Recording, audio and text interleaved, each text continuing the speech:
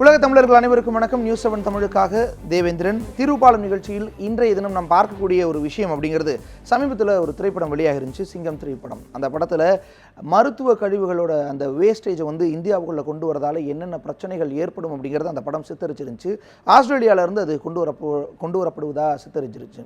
Australia மாதிரியான ஒரு பெரும் நாடு, ஆனால் மக்கள் தொகை குறைவாக இருக்கிற நாட்டில் அவ்வளோ வேஸ்டேஜ் மருத்துவ கழிவுகள் இருக்கிறத இந்தியாவுக்குள்ளே கொண்டு வந்தாவே எவ்வளோ பிரச்சனைனா, இந்தியா மாதிரியான மிகப்பெரிய நாட்டில், மிகப்பெரிய மக்கள் தொகை கொண்ட நாட்டில் உருவாகக்கூடிய இந்த மருத்துவ கழிவுகளை நாம் என்ன செய்கிறோம்? குப்பைகளில் சாதாரணமாக கொட்டப்படுறதா பல செய்திகள் வருது.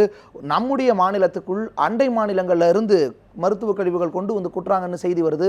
அப்போ தமிழகம் மருத்துவ கழிவுகளினுடைய ஒரு குப்பை கிடங்கா அப்படிங்கிற ஒரு கேள்வி எழுது. அதுவும் ரொம்ப சுகாதாரமான முறையில் அதிதீவிரமாக கண்காணிக்கப்பட்டு அகற்ற வேண்டிய அந்த கழிவுகள் சரியாக அகற்றப்படுதா அப்படிங்கிறது குறித்து தான் இன்றைய தீர்வுபாலம் நிகழ்ச்சியில் பார்க்க இருக்கிறோம். என்னதான் இதை அகற்றாதனால, மருத்துவ கழிவுகளை சரியாக அகற்றலைன்னா என்னென்ன பிரச்சனைகள் வரும் அப்படிங்கிறத விளக்குது இந்த தொகுப்பு. மருத்துவ கழிவுகளை இவ்வாறுதான் அகற்ற வேண்டும் என்பதற்கான வரைமுறைகளை மத்திய சுற்றுச்சூழல் அமைச்சகம் கடந்த 2016ஆம் ஆண்டு உயிரி மருத்துவ கழிவுகள் மேலாண்மை விதிகளாக வெளியிட்டது. இந்த விதிகளின்படி உயிரி மருத்துவ கழிவுகள் உரிய நிரப்பைகளில் நிரப்பப்பட்டு தனியார் நிறுவனம் மூலம் அகற்றப்பட வேண்டும். ஆனால் மருத்துவ கழிவுகள் இந்த விதிமுறைகளின்படிதான் அகற்றப்படுகிறதா என்ற கள ஆய்வை நியூஸ் 7 தமிழ் மேற்கொண்டது. அப்போது உயிரி கழிவுகள் பற்றிய விழிப்புணர்வு மருத்துவமனை துப்புரவு பணியாளர்களுக்கு இல்லை என்பதுதான் நிதர்சனமான உண்மையாக வெளியானது. தனியாரிடம் 1 கிலோ உயிரி மருத்துவ கழிவுகள் 35 முதல் 45 ரூபாய் வரை பணம் கொடுத்து கழிவுகளை அகற்ற வேண்டும் என்பதாலும் சாதாரண கழிவுகளுடன் சேர்த்தே அகற்றப்படுகிறது. இதனாலும் சாதாரண குப்பைகளுடன் உயிரி கழிவுகள் அகற்றப்படுகின்றது என்கிறார் மருத்துவமனை பணியாளர். ஒப்பந்தம் அடிப்படையில் பணிக்கு வரும் மருத்துவமனை துப்புரவு பணியாளர்களுக்கு உயிரி கழிவுகளை கையாளும் பயிற்சியும் விளக்கமும் வழங்கப்படவில்லை என்று தெரிவிக்கப்படுகிறது. தேசிய பசுமை தீர்ப்பாயத்தில் தமிழக மருத்துவமனைகளில் உயிரி மருத்துவ கழிவுகள் முறையாக அகற்றப்படவில்லை என்று தொடரப்பட்ட வழக்கின் நீட்சியாக தற்போது அனைத்து மருத்துவமனைகளிலும் உயிரி மருத்துவ கழிவுகள் மேலாண்மை செயல்பாட்டில் உள்ளது.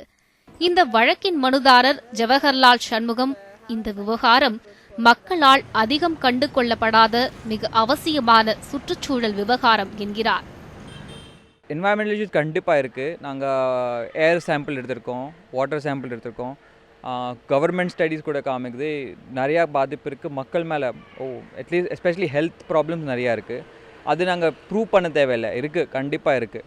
அப்புறம் என்வாயன்மெண்டல் இஷ்யூஸை பார்த்தீங்கன்னா, எவ்ரிடே எஸ்பெஷலி சம்மர் மந்த், இப்போது சம்மர் ஆரம்பிக்கும் உடனே fires will be a major issue there.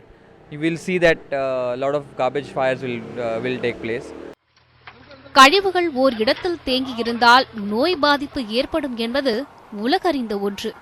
அதிலும் மருத்துவமனையில் நோயாளிகள் இரத்தம் படிந்த பொருட்கள் மற்றும் உடற்கூறுகள் முறையாக அகற்றப்படவில்லை என்றால் ஏற்படும் நோய் தொற்றுகள் அதிகம் என்பதை உணர்ந்து உயிரி மருத்துவ கழிவுகள் அகற்றுவதற்கான வலிமையான சட்டத்தை அரசு இயற்ற வேண்டும். ஒளிப்பதிவாளர் சரத்துடன் லாவண்யா, நியூஸ் 7 தமிழ், சென்னை. இந்த மருத்துவ கழிவுகளை, உயிரி மருத்துவ கழிவுகளை முறையாக அகற்றலினா என்னென்ன பிரச்சனைகள் ஏற்படும் அப்படின்னா, மிகப்பெரிய பிரச்சனைகள் ஏற்படும். பல தொற்று நோய்கள் ஏற்படுவதற்கான வாய்ப்பு இருக்குது. அதை தாண்டி அதிலிருந்து வெளியாகக்கூடிய, உருவாகி வரக்கூடிய இந்த விஷவாயுவால் உயிரிழப்பு கூட ஏற்படுவதற்கான வாய்ப்பு இருக்குது. அந்த மாதிரியான ஒரு பேராபத்தை விளைவிக்கக்கூடிய அந்த மருத்துவ கழிவுகள் எப்படி அகற்றப்பட வேண்டும்? நம்முடைய செய்தியாளர் செந்தில்குட்டி சென்னையிலிருந்து இணைந்திருக்கிறார். செந்தில்குட்டி, இந்த மருத்துவ கழிவுகளால் என்னென்ன பிரச்சனைகள் வரும் அப்படிங்கிறத பார்த்தோம். இந்த மருத்துவ கழிவுகள் எப்படி அகற்றப்பட வேண்டும்? சென்னையில் இருக்கக்கூடிய மருத்துவமனைகள், குறிப்பாக அரசு மருத்துவமனைகளில் எப்படி அகற்றப்பட்டுட்டு இருக்கு? பதிவு செய்யலாம்.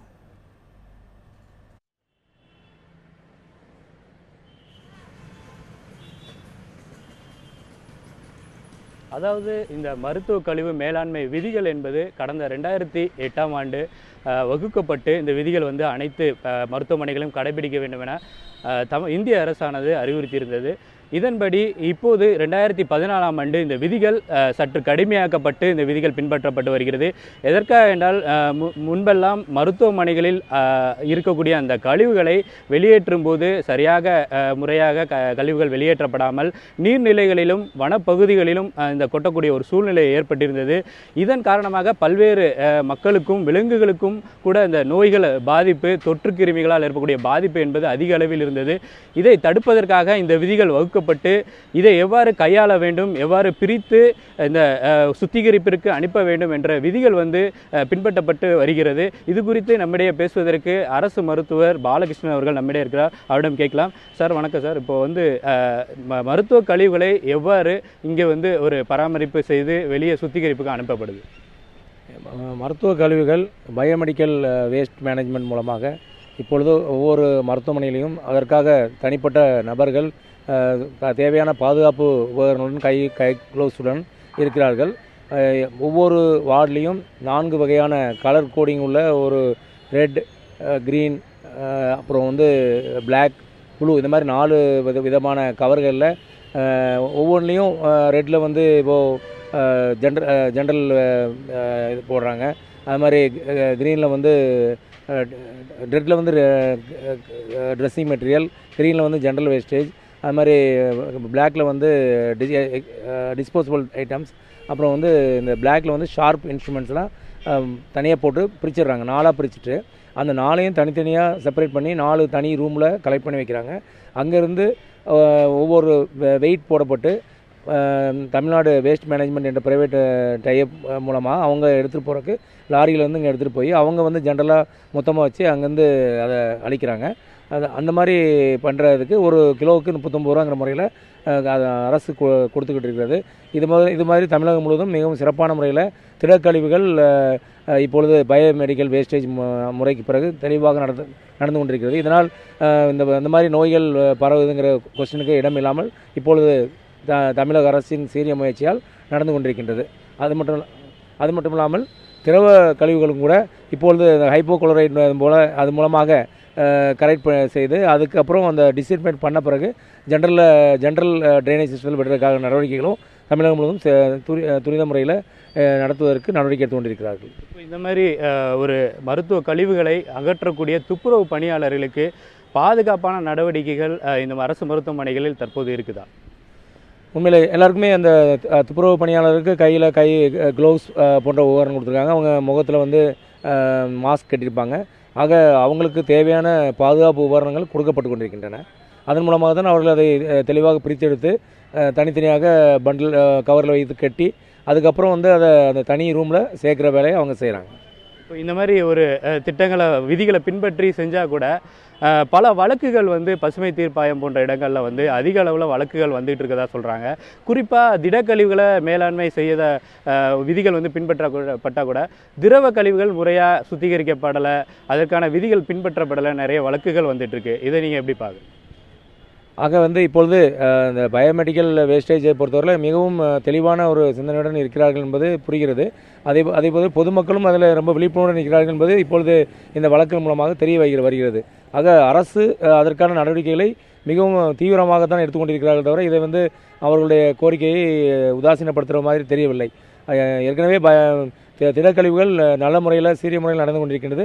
திரவ கழிவுகளையும் அதே போன்று செய்ய வேண்டும் என்ற அதே ஒரு உத்வேகத்துடன் அரசு சீரிய நடவடிக்கைகளை எடுத்துக்கொண்டு வருகிறது என்பது இந்த அவர்களுடைய கோரிக்கையின் மூலமாகவும் அது மட்டுமல்லாமல் அரசும் தானே அதை ஒரு சுய கோட்பாடுகளும் எடுத்துக்கொண்டிருக்கிறது என்று சொல்ல முடியும்.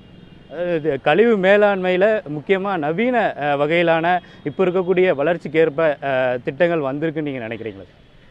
ஆமாம், உண்மையில் இப்போ பசுமை தேசிய பசுமை மேலாண்மை சொல்கிறதுக்கு ஏற்ற மாதிரி தமிழ்நாடு பொல்யூஷன் கண்ட்ரோல் உடைய டைரக்ஷனுக்கு ஏற்ற மாதிரி தான் இந்த வேஸ்டேஜ் முறைகள் பின்பற்றப்பட்டு வருகின்றன. ஆக அவர்கள் அப்பப்போ உலக அளவில் கொண்டு வருகின்ற சட்டத்திட்டத்தின்படி தமிழகத்தையும் அந்த சட்டத்திற்கு உட்பட்டே புதுமையான கண்டுபிடிப்புடன் என்ன செய்ய வேண்டுமோ அதை செய்து வருகிறார்கள். தனியார் மருத்துவமனைகள் இதை பின்பற்றாமல் நிறைய இடத்துல உரிமம் கூட இல்லாமல் செயல்படுது அந்த வழக்குகள் மூலமாக தெரிய வந்திருக்கு. இது தனியார் மருத்துவமனைகள் இந்த விதிகளை பின்பற்றலை அப்படின்னு நீங்கள் பார்க்குறீங்களா? ஆக பெரிய தனியார் மருத்துவமனைகள் இதை பின்பற்றுகின்றன என்று தான் நான் அறிகிறேன். அதே சமயத்தில் சிறிய மருத்துவமனைகளுக்கு அவர்கள் காஸ்ட் வைஸ் கொஞ்சம் குறைச்சி கொடுக்க வேண்டும். எல்லாரையும் ஒரே மாதிரி பார்க்காம சிறிய மருத்துவமனைகளுக்கு அந்த ஃபீஸ் ஸ்ட்ரக்சரை கொஞ்சம் குறைத்தால் கட்டாயம் அந்த சிறிய மருத்துவமனை நடத்துகின்ற மருத்துவர்களும் கட்டாயம் அதற்கு உடன்பட்டு ஒத்துழைப்பு கொடுப்பதற்கு தயாராக இருப்பார்கள் என்பதை இந்த நேரத்தில் நான் கோரிக்கை வைத்துக் கொள்கிறேன். அதாவது அரசு மருத்துவமனைகளை பொறுத்தவரை திடக்கழிவு மேலாண்மை என்பது சரியாக சென்று கொண்டிருப்பதாகவும் திரவ கழிவுகளை சுத்திகரிப்பு செய்வதற்காக அதே மருத்துவமனைகளில் அமைக்க வேண்டும் என்ற விதிகள் தற்போது வரை பல இடங்களில் பின்பற்றப்படாத ஒரு நிலை இருக்கிறது. அதற்காக ஆலோசனைகள் தற்போது நடைபெற்று அந்த சுத்திகரிப்பு நிலையங்களையும் 2016ஆம் ஆண்டு விதியின்படி மருத்துவமனைகளிலே வைப்பதற்கான நடவடிக்கைகளும் தற்போது மேற்கொள்ளப்பட்டு வருகிறது. தனியார் மருத்துவமனைகள் சில மருத்துவமனைகள் உரிமம் இல்லாமல் செயல்பட்டு இது போன்ற மருத்துவ கழிவுகள் அதிக விலைக்கு கொடுக்க முடியாத காரணத்தினால் இதுபோன்று வெளிப்பகுதிகளில் கொட்டக்கூடிய ஒரு சூழ்நிலை தனியார் மருத்துவமனைகளால் தான் அதிக அளவில் நடக்கிறது என்பது வழக்குகள் மூலமாகவே தெரிய வந்திருக்கிறது. தேவேந்திரன். செந்தில்குட்டி, தொடர்ந்து இணைந்திருங்க. உங்ககிட்ட மேலும் சில கேள்விகள் வைக்க வேண்டியிருக்கின்றது. இந்த அகற்றுதல் முறையில் இன்னும் என்னென்ன மாற்றங்கள் கொண்டு வரலாம் என்பது குறித்து பேச வேண்டியிருக்கிறது. முன்னதாக நம்முடைய செய்தியாளர் ரியாஸ் தற்பொழுது இணைந்திருக்கிறார் சேலத்திலிருந்து. ரியாஸ், சேலம் பகுதியில் மருத்துவ கழிவுகள் எப்படி அகற்றப்படுகிறது? அங்கே இருக்கக்கூடிய அந்த பணியாளர்களுக்கு அதற்குரிய விஷயங்கள் செய்யப்பட்டிருக்கிறதா, உபகரணங்கள் வழங்கப்பட்டிருக்கிறதா? பதிவு செய்யலாம்.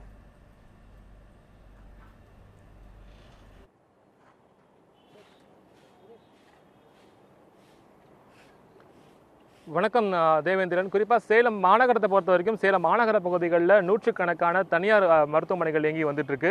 அது மட்டும் இல்லாமல் சேலத்தில் அதாவது சூப்பர் ஸ்பெஷாலிட்டி அதிநவீன மருத்துவமனையும் இங்கே இயங்கி வந்துட்டு இருக்கு. சேலம் அரசு மருத்துவமனையை பொறுத்த வரைக்கும் அங்கு ஆகும் கழிவுகள், குறிப்பாக மருத்துவ கழிவுகள் அகற்றப்பட்டு வந்துட்டு இருக்கு. அதற்கென தனியாக பிரத்யேகமாக பெட்டிகள் விட்டு அகற்றப்பட்டு. ஆனால் தனியார் மருத்துவமனைகளில் இது முறையாக அகற்றப்பட வேண்டும் குற்றச்சாட்டு இருக்கு.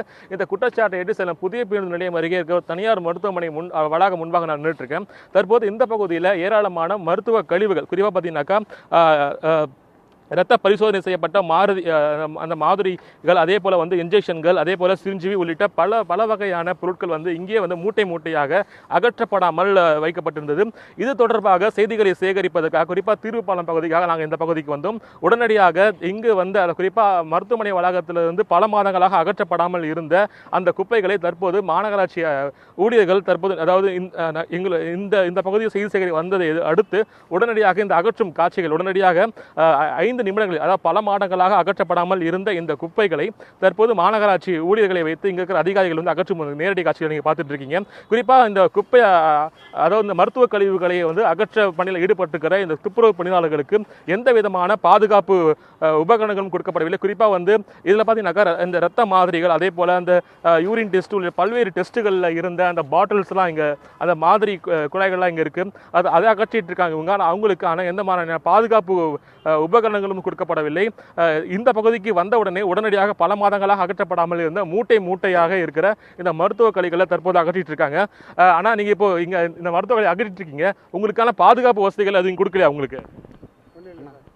சார் ஒன்றும் இல்லைங்க, கை குரோஸ் எதுவும் எங்களுக்கு கிடையாது. இங்க குறிப்பா நீங்க ஊசி மருந்தெல்லாம் எடுக்கிறீங்க இல்லையா நீங்க, அப்போ உங்களுக்கு ஏதாவது பாதிப்பு ஏதாவது ஏற்படுமா? உங்களுக்கு பாதிப்பு ஏற்பட்டு ஹாஸ்பிட்டலில் இன்ஜெக்ஷன் போட்டு விட்டுறாங்க. எந்த ஹாஸ்பிட்டலில் இன்ஜெக்ஷன் போடுறாங்க உங்களுக்கு? பிரோனாலையும் போடுறாங்க, எஸ்கேவிலையும் போட்டுக்கிறோம். எத்தனை நாளைக்கு ஒரு வாட்டி அகற்றிட்டு இருக்கீங்க இந்த மருத்துவ கழிவுகளை? டெய்லி எடுக்கிறியா? டெய்லி எடுக்கிறோம். நேற்றுக்கு லீவ் வாங்குறதுனால நேற்றுக்கு எடுக்கல, அதனால இன்னைக்கு எடுத்துட்டோம். தேவேந்திரன், குறிப்பாக பார்த்தீங்கன்னாக்கா இந்த இங்கே இருக்கிற துப்புரவு பணியாளர்களுக்கான உரிய உபகரணங்கள் வழங்கப்படவில்லை. மிகப்பெரிய அளவிலான பாதிப்புகளை ஏற்பட்டிருக்காங்க. குறிப்பாக இந்த பகுதியில் பொறுத்த வரைக்கும் இந்த பகுதியில் இரவு நேரங்களில் இந்த பகுதியில் கடைகள், அதாவது இரவு நேர கடைகள் அதிக அளவில் இந்த மருத்துவ கழிவுக்கு பக்கத்திலே இரவு நேர கடைகள் இருக்குது. இதனால் இந்த பகுதியில் பொதுமக்கள் எந்த அளவில் பாதிக்கப்படுறாங்கிறது கேட்கலாம். சார் வணக்கம். குறிப்பாக இந்த மருத்துவ கழிவுகள் என்ன மாதிரியான பாதிப்புகளை சந்திக்கிறீங்க? குறிப்பாக இந்த பகுதி அடிக்கடி வரீங்களா நீங்கள்? ஆமாம் சார், அதாவது நான் சென்னையில் இருக்கேன். வீக்கெண்ட்ஸ் ஆனால் இந்த பக்கம் இங்கே கையேந்தி பவன் சேலத்தில் ரொம்ப ஃபேமஸ். இங்கே நாங்கள் சாப்பிட வருவோம். ஒரு டைம் நான் இங்கே சாப்பிட்டு வெளியில் வரும்போது என்னோட நண்பர் ஒருத்தர் இருந்துட்டு இந்த ஹோட்டல்லாம் சாப்பிடாத, இங்கே பயோ வேஸ்ட், இந்த மெடி வேஸ்ட்லாம் இங்கே போடுறாங்க, ஸோ இதனால் பாதிப்புகள்லாம் பற்றி அவர் எனக்கு புரிய வச்சார். அதுக்கப்புறமா தான் நான் இங்கே பார்த்தப்போ சிரஞ்சிலேருந்து எல்லாமே இந்த பிளட் டெஸ்ட் பண்ணுறது எல்லாமே இங்கே கீழே போட்டிருந்தாங்க. ஸோ இந்த இடத்துல பார்த்திங்கன்னா பெரிய பெரிய ஹோட்டல்ஸ் நிறையா இருக்குது. ஸோ இதனால் பாதிப்புகள் அதிகமான ஸ்ப்ரெட் ஆகிறதுக்கான வாய்ப்புகள் இருக்குது. அது மட்டும் இல்லாமல் இங்கே சில டீ ஷாப்ஸ்லாம் கேட்டோம், அவங்க என்ன சொன்னாங்கன்னாக்கா இங்கே இருக்க வேஸ்ட் இருக்காமல் இங்கே வச்சிருக்காங்க, சில டைம் எடுக்க முடியாத டைமில்.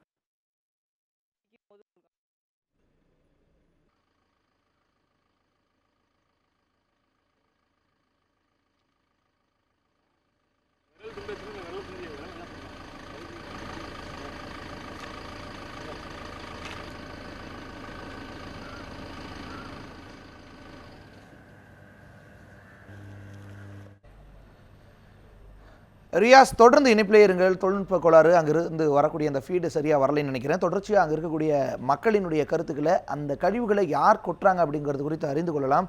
முன்னதான் நம்முடைய செய்தியாளர் செந்தில்குட்டி சென்னையிலிருந்து இணைந்திருக்காங்க. செந்தில்குட்டி, நம்ம பார்த்தோம், நீங்கள் அங்கே பதிவு செஞ்ச கருத்துக்களின்படி கை க்ளவுஸ் எல்லாம் கொடுக்குறாங்க, சரியான உபகரணங்களோட தான் மருத்துவ கழிவுகளை அகற்றுறாங்க அப்படின்னு சொல்லியிருந்தீங்க. சாதாரணமாக குப்பையை அகற்றுறதுக்கே இந்த உபகரணங்கள்லாம் கொடுக்கப்படணும். ஆனால் அதுவுமே கொடுக்கப்படலை. நிறைய குப்பைகளில் மருத்துவ கழிவுகளும் சேர்ந்து இருக்கிற ஒரு சூழலை பார்க்க முடிஞ்சுது. சேலத்திலிருந்து நம்முடைய செய்தியாளர் ரியாஸ் அளித்த அந்த கள நிலவரம், நேரடி தகவலிருந்து அதை பெற முடிஞ்சுது. இப்படியான சூழல் தான் இருக்கக்கூடிய நிலையில் இங்கே என்ன மாற்றம் வர வேண்டும், இந்த மருத்துவ கழிவுகளை அகற்றுறதில் என்ன மாற்றம் வர வேண்டும், இருக்கக்கூடிய அந்த சட்ட திட்டங்களை, அந்த விதிகளை சரியாக முறைப்படுத்துவதற்கு, சரியான விதத்தில் அதை நடைமுறைப்படுத்துவதற்கு என்ன மாதிரியான விஷயங்களை செய்யணும், பதிவு செய்யலாம்?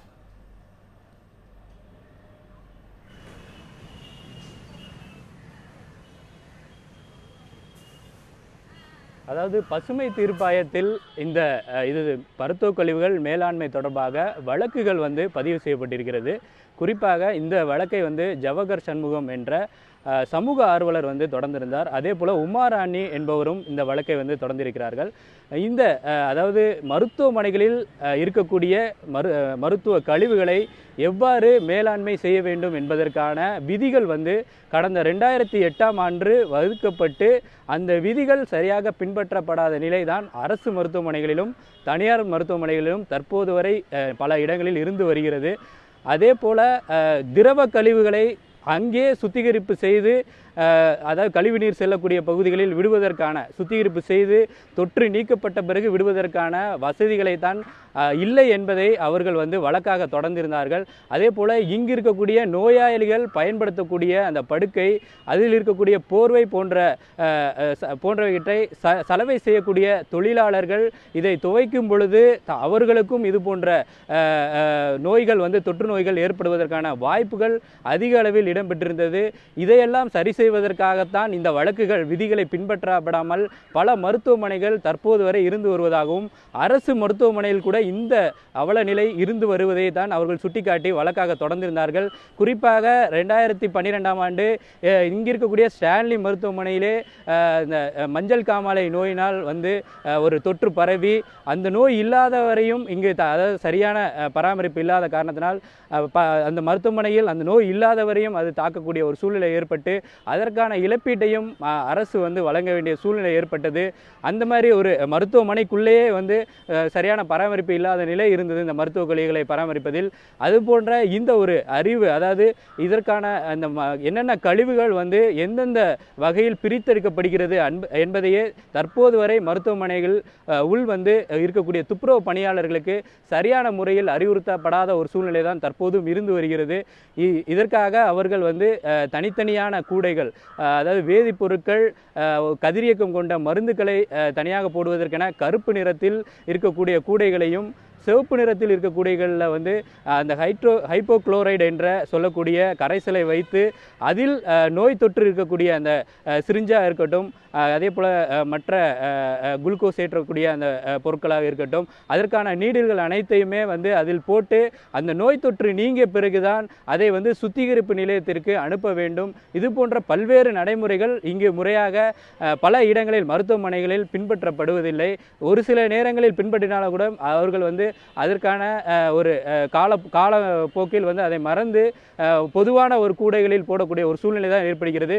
இவ்வாறு அந்த கழிவுகள் பல வகைகளில் இருக்கும் பொழுது அதை பிரித்து சரியான முறையில் விதிகள் படி செயல்படுத்துவதில்லை. அதே போல் அங்கிருந்து எடுத்து செல்லக்கூடிய கழிவுகள் சுத்திகரிப்பு நிலையங்களுக்கு 75 கிலோமீட்டர் இருக்கக்கூடிய மருத்துவமனைகளில் இருந்து இருக்க வேண்டும் என்ற ஒரு விதி இருக்கிறது. அந்த சுத்திகரிப்பு நிலையங்களுக்கு எடுத்து செல்வதற்கு முன்பாகவே பல இந்த விலை அதாவது இந்த கழிவுகளை சுத்திகரிப்பதற்கு 39 ரூபாய் ஒரு கிலோவுக்கு கொடுக்க வேண்டியிருப்பதால் இதை காரணம் காட்டி எதற்காக செலவு செய்ய வேண்டும் என்பதற்காக இதை மறைமுகமாக அங்கீகாரம் இல்லாமல் செயல்படக்கூடிய பல நிறுவனங்களிடம் இவர்கள் கொடுக்கக்கூடிய ஒரு நிலையும் மருத்துவமனைகளிலிருந்து நடைபெற்று வருகிறது. இது போன்ற ஊழல்களின் காரணமாக, அதாவது இந்த பொருட்களை மருத்துவ கழிவுகளாக வரக்கூடிய இந்த பொருட்களை மீண்டும் பயன்படுத்தக்கூடாது என்பது உண்மையான அந்த விதிகளில் சொல்லப்பட்டிருக்கிறது. அந்த போன்று செய்யாமல் இது போன்ற அங்கீகாரம் இல்லாத செயல்படக்கூடிய நிறுவனங்கள் இந்த மருத்துவ கழிவுகளிலிருந்து வரக்கூடிய அந்த பொருட்களை மீண்டும் பயன்பாட்டுக்கு செயல்படுத்தக்கூடிய நிலை வந்து ஒரு அபாயகரமான சூழ்நிலையும் வந்து சிபிசிஐடி அறிக்கையிலேயே பசுமை தீர்ப்பாயத்தில் தாக்கல் செய்யப்பட்ட ஒரு நிலை இருக்கிறது. இது போன்ற நிலைக்கு தான் தற்போது இருக்கக்கூடிய சென்னையில் இருக்கக்கூடிய மருத்துவமனைகளில் நடைபெற்று வருவதாகவும் திரவ கழிவுகளை மேலாண்மை செய்வதற்கு இதுவரை அரசு மருத்துவமனைகளை பொறுத்தவரை ஓமாந்தூர் அரசு மருத்துவமனை மட்டுமே அந்த ஒரு திட்டம் வந்து இருப்பதாகவும், அதே போல தனியார் மருத்துவமனைகளில் சில மருத்துவமனைகளில் மட்டுமே தான் திரவ கழிவுகளை கூட அங்கேயே சுத்திகரிப்பு செய்து கழிவு நீரில் விடக்கூடிய ஒரு சூழ்நிலை இருப்பதாகவும், பல தகவல்களை இந்த பசுமை தீர்ப்பாயம் மூலமாக இருக்கக்கூடிய வழக்குகளின் மூலமாகவும் அதிலிருந்து வரக்கூடிய அறிக்கைகள் மூலமாகவும் தெரிய வந்திருக்கிறது. தேவேந்திரன். நிச்சயமாக செந்தில்குட்டி, ரொம்ப முக்கியமான தகவல்களை பதிவு செஞ்சீங்க. நம்முடைய மாநிலத்தில் இருக்கக்கூடிய ரொம்ப முக்கியமான சில மருத்துவமனைகளில் மட்டும்தான் சுத்திகரிக்கக்கூடிய ஒரு நிலை இருக்குது. அதை தாண்டி மற்றவையெல்லாம் பயோ வேஸ்ட்டு அல்லது மெடி வேஸ்ட்டாக தான் இருக்கக்கூடிய நிலை இருக்கின்றது. இந்த சூழலில் சிவகங்கை பகுதியில் இந்த மெடி வேஸ்ட் மருத்துவ கழிவுகள் எப்படி அகற்றப்படுது அப்படிங்கிறது குறித்து பார்க்கலாம். தமிழக அரசு மருத்துவமனைகளில் கடந்த 2008 முதல் மருத்துவ கழிவு மேலாண்மை திட்டமானது செயல்படுத்தப்பட்டு வருகின்றது. ஆனால் சிவகங்கையில் உள்ள அரசு மருத்துவக் கல்லூரி மருத்துவமனையில் கழிவு மேலாண்மை திட்டம் என்பது கேள்விக்குறியாகவே இருந்து வருவதாக மக்கள் குற்றம் சாட்டுகின்றனர். சிவகங்கை மெடிக்கல் காலேஜில் உள்ள கழிவு ஊசி, குளுக்கோஸ் டப்பா இந்த மாதிரி உள்ள பொருள் பூரா இங்கே காலேஜ் கிரவுண்டுக்கு பக்கத்திலே கிடக்கு. அதனால் விளையாடுறவங்களுக்கும் சரி, பக்கத்தில் உள்ள மருத்துவமனைக்கு வர மக்களுக்கும் சரி ரொம்ப ஆபத்தாக இருக்குது. அதனால் அரசு வந்து அதை வந்து கொஞ்சம் கவனத்தில் எடுத்து தகுந்த நடவடிக்கை எடுக்கணும்னு கேட்டுக்கிறோம். சிவகங்கை மருத்துவக் கல்லூரி மருத்துவமனையில் மருத்துவ கழிவுகளான அதிலும் தொற்றுநோய் பரவக்கூடிய ஊசி மற்றும் சிரிஞ்ச், யூரின் பேக், காலாவதியாகும் மருந்து மற்றும் மாத்திரைகள் ஆகியவற்றை முறையாக அப்புறப்படுத்தாமல் மருத்துவக் கல்லூரி அருகிலேயே கொட்டப்பட்டு வருவதாகவும் மக்கள் கூறுகின்றனர். ஒரு மருத்துவமனை என்பது வந்து ஒரு உயிரை காப்பாற்றக்கூடிய ஒரு நிர்வாகமாக இருக்க வேண்டுமே தவிர மற்றவரோட உயிரை எடுப்பதற்கான ஒரு நிர்வாகமாக இருக்கக்கூடாது. இப்போ வந்து சிவகங்கை மருத்துவமனை அந்த மாதிரி தான் வந்து செயல்பட்டு கொண்டிருக்கிறது. அதாவது நம்ம என்னன்னு பார்த்தோம்னா, அந்த சிவகங்கை மருத்துவமனையில் பயன்படுத்தக்கூடிய அந்த ஊசியாக இருக்கட்டும், அந்த இன்ஜெக்ஷன்ல இருந்து மற்ற உயிரி கழிவுகள் அனைத்தும் அதன் அருகிலேயே கொட்டப்படுகின்றது. மருத்துவ கழிவுகளுடன் கலந்து கொட்டப்படும் உணவுகளை கால்நடைகளும் உண்பதால் நோய் தொற்று ஏற்படும் அபாயமும் ஏற்பட்டுள்ளது. மேலும் இந்த கழிவுகளை முறையாக எரியூட்டாமல் செல்வதால் அங்கிருந்து வெளியாகும் புகையின் மூலம் சுற்றுச்சூழல் மாசுபடுவதுடன் மருத்துவ கழிவுகளிலிருந்து வெளியாகும் புகை மூட்டத்தை சுவாசிப்பதால் மூச்சு திணறல் உட்பட பல்வேறு நோய்களும் ஏற்படுவதாக கூறப்படுகிறது. ஆடு மாடு இந்த ஆஸ்பத்திரியில் கழிவுகளை பூரா அந்த இதில் குப்பையில் கொட்டுறாங்க. பூரா ஆடு மாடு பூரா சாப்பிட்டு ஆடு மாடு ரொம்ப நஷ்டப்படுது. அதை அரசாங்கம் பார்த்து அதை கொஞ்சம் நல்லபடியாக நடவடிக்கை எடுத்து கொஞ்சம் கிளீன் பண்ணாங்க. இது குறித்து மருத்துவக் கல்லூரி மருத்துவமனை நிர்வாகத்தை தொடர்பு கொண்ட போது உரிய முறையில் பதிலளிக்கவில்லை. எனவே கல்லூரி நிர்வாகம் முறையாக கழிவுகளை அப்புறப்படுத்த நடவடிக்கை மேற்கொண்டு நோய் தொற்றுகள் ஏற்படாமல் தடுக்க வேண்டும் என்பதே அனைவரது கோரிக்கையாக உள்ளது. சே. சுப்பிரமணியன், நியூஸ் 7 தமிழ், சிவகங்கை. நிறைய தகவல்கள் வந்துட்டு இருக்கு, நிறைய அதிர்ச்சிகரமான தகவல்களாக இருக்குது. இதனால் பெரிய அளவில் தொற்றுநோய் பாதிப்புகள் ஏற்படும் இந்த மருத்துவ கழிவுகளால். ஆனால் அது முறையாக அகற்றப்படாமல் இருக்குது. குப்பை தொட்டிகளில், சாதாரண பொதுவெளியில் நாம் கொட்டக்கூடிய மக்கும் குப்பை தொட்டிகளில் இது கொட்டப்படுது. இதை அள்ளக்கூடியவங்களுக்கும் இது பாதிப்பு ஏற்படுத்துது, அதை சுற்றி இருக்கக்கூடிய மக்களுக்கும் இது பாதிப்பு ஏற்படுத்துது. இந்த சூழலில் மருத்துவமனைகள்லேயே இது வந்து சுத்திகரிக்கப்படணும் அல்லது இது ஒரு மறுசுழற்சி செய்யப்படணும் அப்படின்னு சொல்லப்பட்டு இருக்கு. எந்த அளவுக்கு சரியாக இருக்குது, அரசு மருத்துவமனையில் என்ன மாதிரியான நிலை இருக்குது அப்படிங்கிறத நம்முடைய செய்தியாளர் ரகசியமாக சென்று அங்கே இருக்கக்கூடிய விஷயங்களை பதிவு செஞ்சுருக்காங்க. அந்த காட்சிகளையும் அங்கே இருக்கக்கூடியவர்களுடைய நிலையையும் பார்க்கலாம்.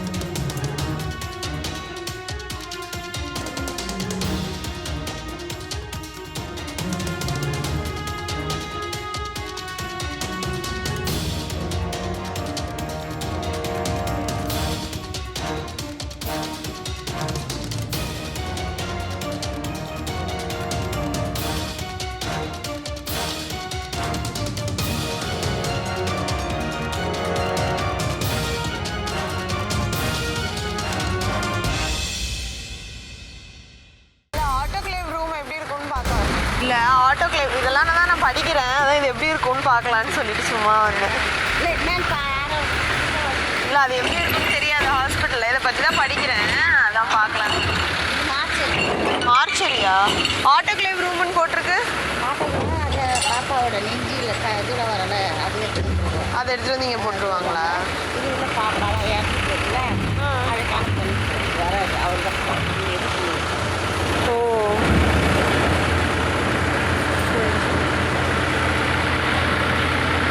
இது என்ன பயமே இல்லை, நான் இதுதான் படிக்கிறேன், அதான் எப்படி இருக்குன்னு பார்க்கலான்னு வந்தேன். என்ன படிக்கிறோம்? நானா இது பயோமெடிக்கல் இன்ஜினியரிங் படிக்கிறேன். அக்கா இங்கே அட்மிட் ஆயிருக்காங்க, அதான் எப்படி இருக்கும் அப்படின்னு பார்க்கலான்னு. சண்டேஸ் வராது ஆளுங்க. ஓ அதாவது க்ளவு, காசு, சளி, பிளட் இதெல்லாம் ரெண்டில் வரும்.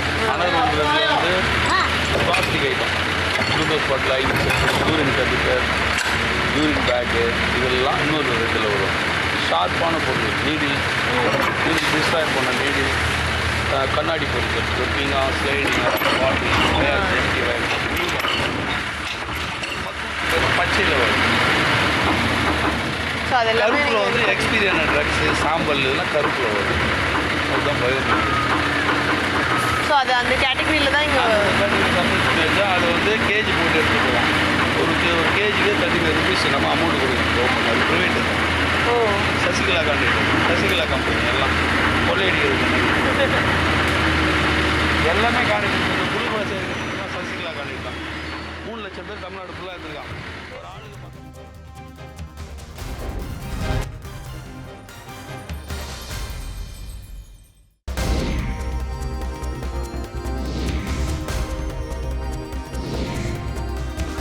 கான்ட்ராக்டா? 6000 தருவான். 1000 ரூபாய் இருக்கும் ஒரு தலைக்கு.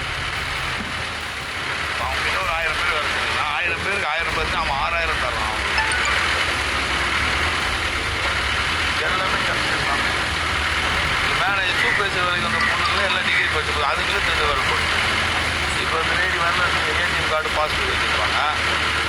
ஒரு மாதம் வரலன்னு வச்சுக்கோ, உங்களுக்கு வேலை இல்லைம்பாங்க. நம்மளோட சரி முதல்ல உனக்கு சம்பளம் போட்டு போய் எடுத்து வந்து கொடுங்க, அப்படியே எடுத்து வாங்கிக்கிட்டு அப்படியே வேலை கண்டினியூ பண்ணுவாங்க. அவங்க கமிஷன் எல்லாமே ஊழல். பப்ளிக்கில் வந்து இதெல்லாம் எங்கே எடுத்துகிட்டு போகிறாங்க? இதெல்லாம் பக்கம் கூப்பிடா, இதெல்லாம் இங்கே போகும். நம்ம இது இல்லை செட்டில் அந்த பெரிய குப்பை இது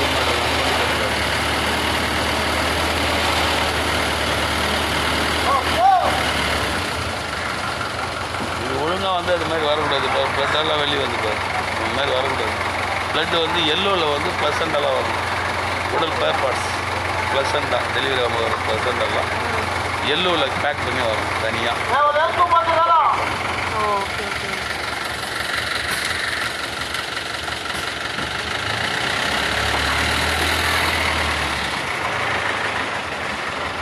ஏன்டா இவ்வளோ ஆச்சுன்னா தண்ணியாக பிளட் மாதிரி இருக்கு, பிளட் மாதிரி இருக்கு தண்ணிங்கிறாங்க. இதெல்லாம் ஒன்றா வரும். சாப்பாடு லேடிஸ் யூஸ் பண்ணுறாங்க இல்லையா, அப்போ டெலிவரி ஆகணுங்களா இன்சைட் யூஸ் பண்ணுற கிளாத்லாம் வரும். அதெல்லாம் இதில் தானே வரணும், பயோமெடிக்கலில் தானே வரும். பயோமெடிக்கலில் வராது. ஓ அது ரொம்ப ஸ்மெல்லாக இருக்கும். பயோமெடிக்கலில் வராது. அது செப்பரேட்டாக எல்லோவில் கட்டி தனியாக போடணும் பாக்ஸ். சரி, இப்போ இந்த ஆட்டோக்ளேவில் என்ன பண்ணுவீங்க? ஆட்டோக்ளேவ்லாம் கிடையாது. ஆட்டோக்ளேவ் மிஷினே அது சரி இன்ஸ்டால் பண்ணும்போதே ப்ராப்ளம், ஃபுல்லாக ஷாக் அடிக்குது. ஓ அப்போ இங்கே ஆட்டோக்ளேவ் கிடையாது. ஆட்டோக்ளேவ் இது எப்படி ஆட்டோக்ளேவ் பண்ணணும்? இது வந்து எல்லாமே பிளாஸ்டிக் ஐட்டம். ஆட்டோக்ளேவ் பண்ணால் எல்லாம் ஜாம் ஆகிடும், ரப்பர் மாதிரி ஆகிடும். பிளாஸ்டிக் எல்லாம் என்ன ஆகும்? ஆட்டோக்ளேவ் பண்ணணும் 100 டிகிரி சென்டிகிரேடில் ஹீட்டில் வச்சா என்ன ஆகும்? உருகிடும். அது என்ன லைட்டாக ஒரு 5 சென்டிகிரேட் வச்சா கூட அந்த கிருமிகள்லாம் சாவாது. அது பேக் பண்ணி ப்ராப்பர் பேக்கிங்கோடு போனால் நல்லது. அவன் எடுத்துகிட்டு போய் எரிச்சிடுவோம். டோட்டல் வந்து அவன் என்ன பண்ணணும், ஹீட்டரை செட் பண்ணி உள்ளே எப்படி டெட் பாடி ஏறிக்கிறாங்க சுகரில், அது மாதிரி வச்சு ஃபுல்லாக பர்ன் பண்ணணும். அவன் அது மாதிரி பண்ண மாட்டான். பிளாஸ்டிக் ஐட்டம்லாம் பவுடர் ஆகி சேல்ஸ் பண்ணுவான். ஒன்லி இந்த எல்லோ ரெட்டில் வந்து பாருங்க, இந்த காசு, க்ளவு, பிளட் ஐட்டம் அதை மட்டும் பர்ன் பண்ணணும். அது எடுத்துகிட்டு போவாங்களா? வந்து எடுத்துகிட்டு போவாங்க. டெய்லி சண்டே வர மாட்டோம். அது இப்போ இங்கே இருக்குமா? இங்கே எல்லாம் வார்டுலேருந்து இன்றைக்கி எடுத்துன்னு வர மாட்டாங்க. சண்டேஸ் நாளைக்கு வந்து போகிறாங்க, சேர் போட்டு உட்காந்து எடுத்துன்னு வருவாங்க. எந்தெந்த வார்டுலேருந்து எவ்வளோ வெயிட் எடுத்துட்டு வராங்க, ரெட் எவ்வளோ, ப்ளூ எவ்வளோ, எல்லோ எவ்வளோ, சலின் பாட்டில் எத்தனை அப்படின்னு கவுண்ட் பண்ணி எல்லாம் வாங்கி ஓ சரி சரி.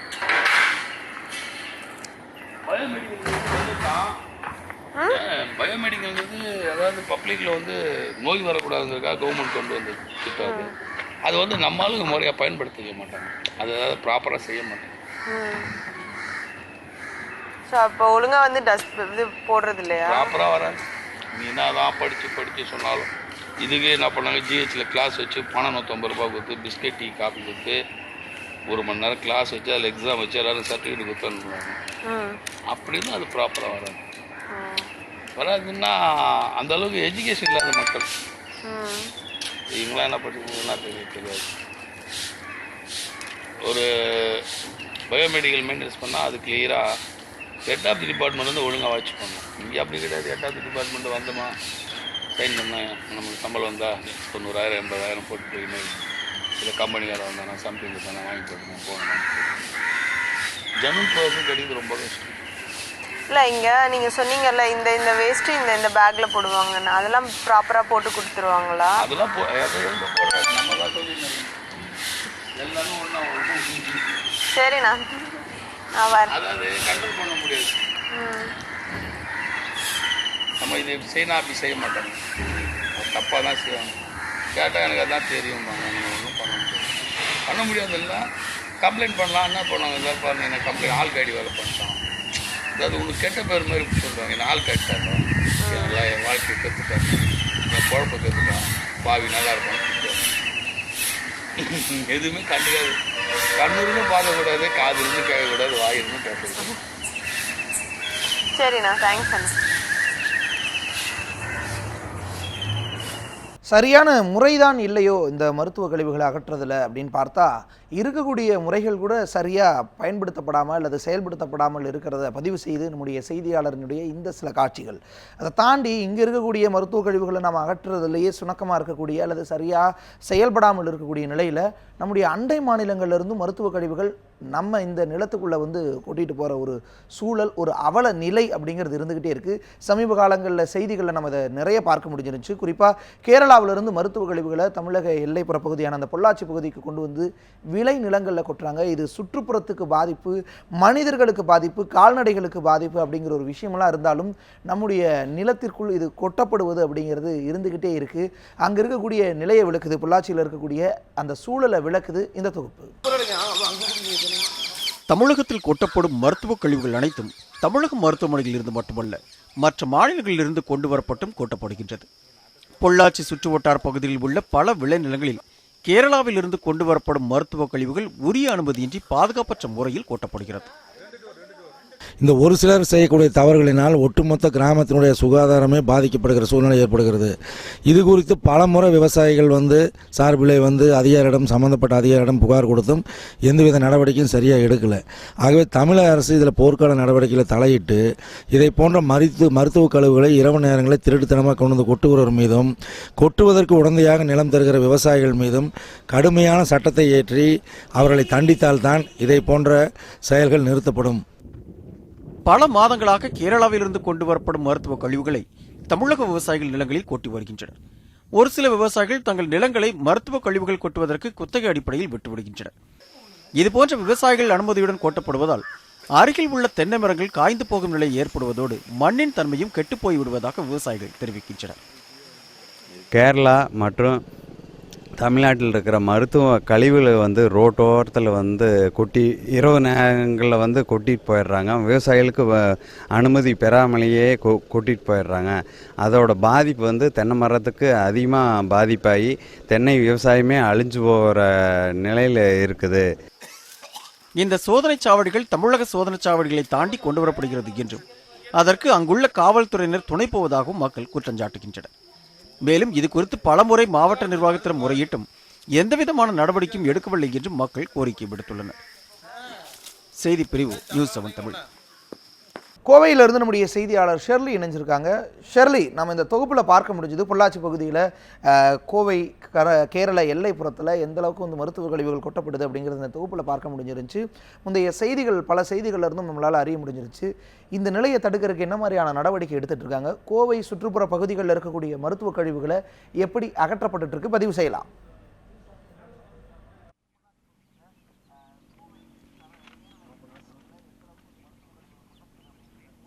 வணக்கம் தேவேந்திரன். குறிப்பாக பார்த்தோன்னா அண்டை மாநிலமான கேரளாவில் இருந்து மருத்துவ கழிவுகள் எல்லாம் கோவையில் இருக்கக்கூடிய பல்வேறு பகுதியில் கொட்டப்படுது அப்படிங்கிற குற்றச்சாட்டு பல ஆண்டுகளாக வந்துட்டே தான் இருக்குது. குறிப்பாக கடந்த ஆண்டு கூட கோவையில் இருக்கக்கூடிய வெள்ளலூர் பகுதியில் இருக்க குப்பை கிடங்குகளில் இரவு நேரங்களில் அங்கே மருத்துவ கழிவுகள் கொண்டு வந்து கொட்டப்படுதுன்னு சொல்லி பல்வேறு தரப்பட்ட போராட்டங்கள் நடத்தப்பட்டு அந்த பிரச்சனையானது தற்போது சுமூகமாக தீர்க்கப்பட்டு உள்ளது. இருப்பினும் பல்வேறு பகுதிகளில் இரவு நேரங்களில் கொண்டு வந்து அங்கே கொட்டப்படுறதா ஒரு குற்றச்சாட்டும் இருக்குது.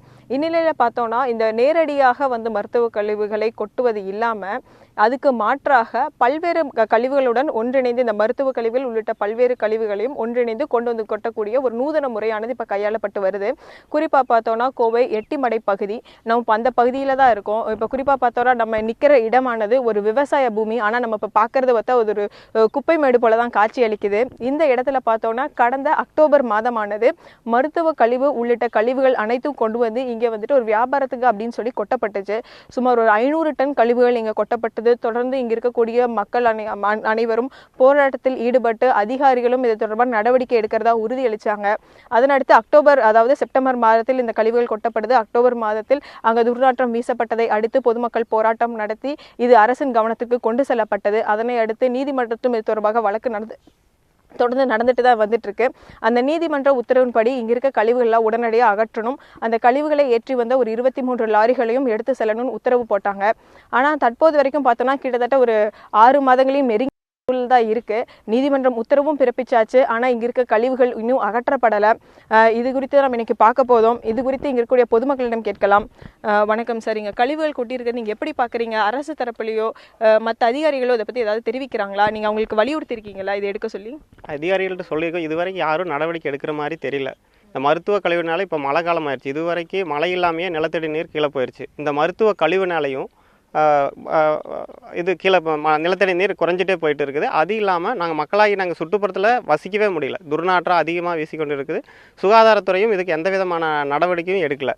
எந்த அரசு அதிகாரிகளும் இதில் ஈடுபடுற மாதிரியும் தெரியல. பட் இதை அப்புறப்படுத்துறதுக்கான எந்த விதமான நடவடிக்கையும் இது வரைக்கும் எடுக்கலை. கிட்டத்தட்ட அக்டோபர் மாதமானது இந்த செய்திகள்லாம் வெளியாகி அரசு சார்பில் எல்லாம் வந்து இதுக்கு நடவடிக்கை எடுக்கணும்னு தெரிவித்தாங்க. அப்போ பார்த்தோன்னா இந்த பகுதியில் தினமும் வந்துட்டு ப்ளீச்சிங் பவுடரும் மருந்தும் தெளிக்கிறதா தெரிவிச்சிருந்தாங்க. தற்போது இந்த மாதிரி ஏதாவது அதிகாரிகள் வந்து பார்க்குறாங்களா, ஏதாவது செய்கிறாங்களா? இல்லை, அது கண்துடைப்பு மாதிரி அன்னைக்கு மட்டும் வந்துட்டு போனாங்க. இது வரைக்கும் யாரும் அது வரவே இல்லை. இது அப்புறப்படுத்திட்டாங்களாங்கிற கூட யாருக்கும் தெரியாது. அன்னைக்கு பார்த்தீங்கன்னா எல்லாமே அந்த நாள் தாசில்தார்லேருந்து கிராம எல்லாருமே அரசியல் அதிகாரிகளிலிருந்து காவல் எல்லாருமே வந்தாங்க. ஆனால் இது வரைக்கும் யாரும் இதில் இம்பார்ட்டன்ஸ் கொடுக்குற மாதிரி தெரியல. இதனால் வந்து மக்களுக்கு தான் பாதிப்பு ஏற்பட்டு இருக்குது. எங்களால் சுற்றுப்புறத்தில் வசிக்கவே முடியல. இனி வந்து மழை காலம் ஆரம்பிக்க போகுது. இது மழை பெஞ்சுன்னா இன்னும் ரொம்ப டேமேஜ். லாஸ்ட்டாக ஒரு 1 வீக் முன்னாடி ஒரு சின்ன மழை பெஞ்சுது. அதனாலேயே வந்து பாதிப்புகள் ரொம்ப தொற்று நோய் கிருமிகள்லாம் பரவக்கூடிய அபாயம் இருக்குது. இப்போ இது பார்த்தோன்னா இந்த சுற்றி இருக்க பகுதியெல்லாம் விவசாய பூமி தான். ஸோ இதனால் விவசாயம் எந்த அளவுக்கு பாதிக்கும்னு நினைக்கிறீங்க? விவசாயம் கண்டிப்பாக நிலத்தடி நீர்லைனா விவசாயமே எதுவுமே செய்ய முடியாது. குடித நீர் கூட இல்லாத நிலைமை தான் ஆகிட்டு இருக்கு. அரசு இதை வந்து உடனடியாக அப்புறப்படுத்தி கொடுக்கணும். இதுக்கு வந்து யாரோ காவல்துறையாக இருந்தாலும் சரி, இல்லை சுகாதாரத்துறை, இல்லை ஆளுங்கட்சி எதுவாக இருந்தாலும் சரி, இதை வந்து அப்புறப்படுத்துறதுக்கான முயற்சி எடுக்கணும். இது வரைக்கும் யாரும் எடுக்கல. இந்த முயற்சியை இன்னும் குறிப்பிட்ட காலத்தில் ஒரு 10-15 நாள் அப்புறப்படுத்தி தரலன்னா நாங்கள் எட்டிமடை ஊர் பொதுமக்கள் மற்றும் பக்கத்தில் இருக்கிற கிராமங்களை எல்லாம் சேர்த்து ஒரு போராட்டம் நடத்த வேண்டியது இருக்கும். தேவேந்திரன், தற்போது இது பார்த்தோன்னா இந்த பகுதியில் வந்துட்டு மருத்துவ கழிவுகள் உள்ளிட்ட பல்வேறு கழிவுகள் இங்கே கொட்டப்பட்டு இருக்கிறது. குறிப்பாக அந்த மருத்துவ கழிவுகள்னால இங்கே தொற்று நோய்கள் வரும் அபாயமும் நிலத்தடி நீர் மாசுபடும் என்ற அபாயமும் இருக்கிறது. குறிப்பாக நேரடியாக மருத்துவ கழிவுகள் கொட்டப்பட்டு வருவதனால் ஏற்படக்கூடிய பிரச்சனையை தவிர்க்கிறதுக்கு இது ஒரு நூதன முறையை அவங்க கையாளுறாங்க. அதாவது மருத்துவ கழிவுகளும் மற்ற கழிவுகளும் ஒன்று சேர்ந்து இங்கே வந்து கொட்டியிருக்காங்க. ஒரு 6 மாதமாக இந்த ஒரு விவசாய பூமி ஒரு குப்பை மேடாவே காட்சி அளிக்குது. ஆனால் அதிகாரிகள் தரப்புல இது அகற்றுறதுக்கான எந்த ஒரு நடவடிக்கையும் இல்லை. இது குறிப்பாக அது வழக்கு இருக்கிறனால இது தொடர்பாக இந்த பகுதியைச் சேர்ந்த காவல்துறை ஆய்வாளர் அவர்களிடம் நம்ம கேட்டோம். அப்போ அவர் என்ன சொன்னார்னா, இது குறிப்பாக இது வந்துட்டு அந்த குப்பைகள் எல்லாம் அந்த உரியவர், அதாவது முகமது இலியாஸ் என்பவர் தான் இங்கே வந்துட்டு வியாபாரம் செய்வதா கூறி இந்த கழிவுகளை இங்கே கொட்டிட்டு சென்றுட்டாங்க.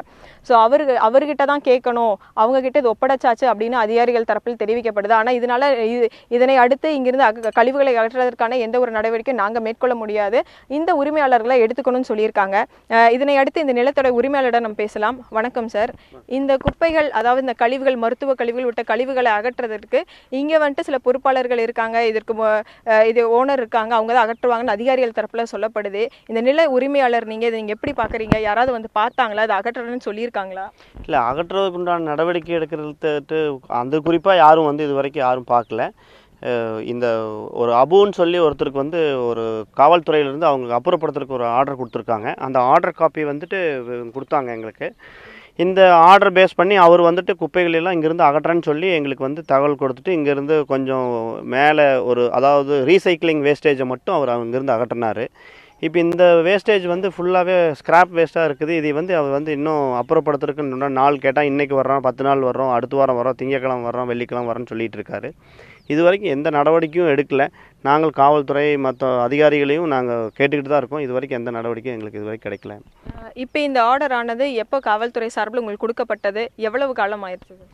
இது 25 நவம்பர் 2016 தான் கொடுத்துருக்காங்க. ஆனால் வந்து இது எங்ககிட்ட கொடுக்கல, அவங்க தான் கொடுத்துருந்தாங்க. அதனோட காப்பி வந்து நாங்கள் ரிசீவ் பண்ணோம் அவங்ககிட்ட இருந்து, இந்த வந்த அபுங்கிறவர்கிட்ட இருந்து ரிசீவ் பண்ணோம். இது காவல்துறையினோட ஆர்டர் வந்திருக்கு. அது கோர்ட்டும் அப்புறப்படுத்த சொல்லி அப்போ தான் வந்து வெஹிக்கிள் எல்லாமே இங்கேருந்து ரிலீஸ் பண்ணாங்க.